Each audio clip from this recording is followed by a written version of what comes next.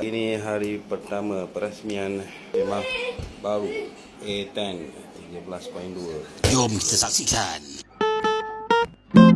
Dalam set kemah ni dia tersedia dengan pump manual. So kita boleh gunakan pump manual. Pump manual pun cepat juga, tak perlu pakai yang elektronik kan. Wah, nampak tu. Oh, terbaik. Sekejap siap. Ui.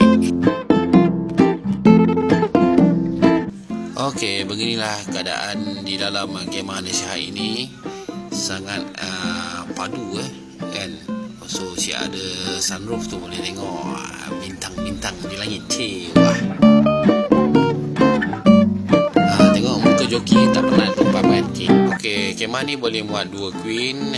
Ni keadaan di hadapan ni boleh letak sofa lah. So ni keadaan waktu malam. So bercahaya-cahaya. Anak-anak pun boleh bermain chess di kawasan lapang. Grup kita orang ni tak select, campur nasihat ada, Widalido ada, Black Dog ada, kan terbaik. Tu dia master chef kita, mantap.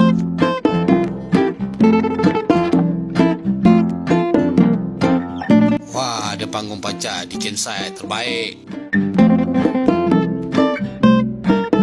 Okey, kat dalam Jiwa Camp ni ada satu kafe. Bolehlah kita nak menyantap ke, nak mengopi-ngopi kan. Memang terbaik lah kafe ni. Kafe ni dipanggil Jiwa Cafe ke apa kan.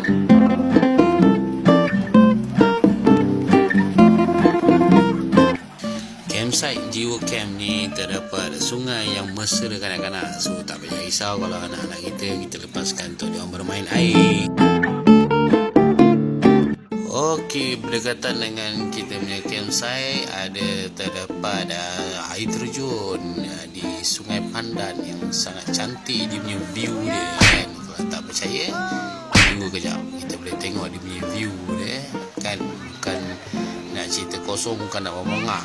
So di belakang sana tu tempat kita orang main air ni, boleh nampak dia punya view dia sangat cantik, air terjun dia tu. Tengok kan, tu memang terbaik lah, mantap.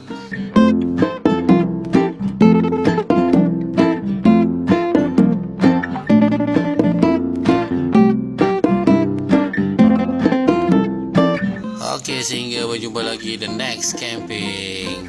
Zaman apa? Zaman Tori. Yeah.